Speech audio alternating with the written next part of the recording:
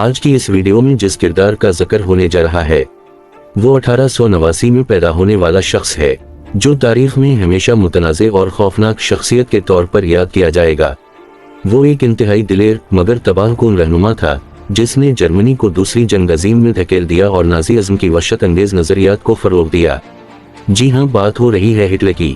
Hitler کی زندگی کا سفر ایک ایسے نوجوان کے طور پر شروع ہوا جو اپنے خوابوں کو حاصل کرنے میں ناکام رہا، لیکن اس ناکامی نے اسے ایک ظالم حکمران میں تبدیل کر دیا۔ ہٹلر کی زندگی ایک سبق آموز کہانی ہے جو ہمیں اس بات کی یاد دلاتی ہے کہ طاقت کا غلط استعمال اور انتہا پسندانہ نظریات کس طرح دنیا کو تباہی کے دہانے پر لا سکتے ہیں۔ ابتدائی زندگی۔ ایڈولف ہٹلر 20 اپریل 1889 کو آسٹریا کے ایک چھوٹے سے قصبے براناؤ میں پیدا ہوا۔ اس کے والد الوس ہٹلر ایک سخت مزاج کسٹم افسر تھے، جبکہ اس کی والدہ کلارا ہٹلر ایک گھریلو خاتون تھیں۔ ہٹلر کا بچپن خاص طور پر سخت اور مشکل حالات میں گزرا۔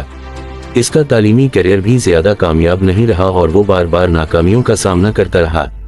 ویانا میں مشکلات۔ ہٹلر نے آرٹ میں دلچسپی لی اور ویانا کی آرٹ اکیڈمی میں داخلہ لینے کی کوشش کی، لیکن 2 بار ناکامی کا سامنا کیا۔ اس ناکامی نے اس کے دل میں تلخی پیدا کی اور وہ اپنے معاشرتی اور سیاسی نظریات کو مزید انتہا پسندی کی طرف مائل ہونے لگا۔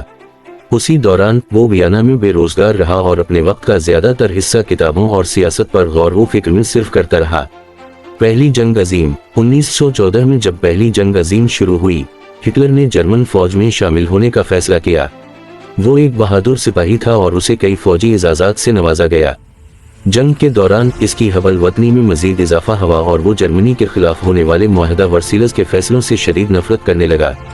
نازی پارٹی میں شمولیت۔ جنگ کے بعد ہٹلر میونخ میں national socialist German workers party Nazi party میں شامل ہو گیا۔ اس نے جلد ہی پارٹی میں اپنی مقبولیت اور اثر و رسوخ حاصل کر لیا۔ 1923 میں ہٹلر نے ایک ناکام بغاوت کی کوشش کی جسے بیر ہال پروٹیش کے نام سے جانا جاتا ہے۔ اس بغاوت کے نتیجے میں ہٹلر کو گرفتار کیا گیا اور اسے جیل بھیج دیا گیا۔ مین کیمپ اور سیاسی عروج۔ جیل میں رہتے ہوئے ہٹلر نے اپنی خود نوشت مین کیمپ میری جدوجہد لکھی، جس میں اس نے اپنی سیاسی نظریات اور مستقبل کے منصوبے بیان کیے۔ جیل سے رہائی کے بعد ہٹلر نے نازی پارٹی کو دوبارہ منظم کیا اور 1933 میں جرمنی کا چانسلر بن گیا۔ اس کے بعد اس نے خود کو فورر لیڈر کا خطاب دیا اور جرمنی پر آمرانہ حکومت قائم کر لی۔ دوسری جنگ عظیم اور یہودیوں کا قتل عام۔ ہٹلر کی قیادت میں نازی جرمنی نے یورپ پر حملہ کیا اور دوسری جنگ عظیم کا آغاز کیا۔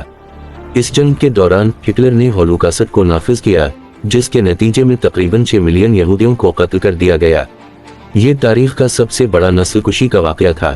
خاتمہ۔ 1945 میں اتحادی فوجوں نے جرمنی کو شکست دی اور ہٹلر کا اقتدار ختم ہو گیا۔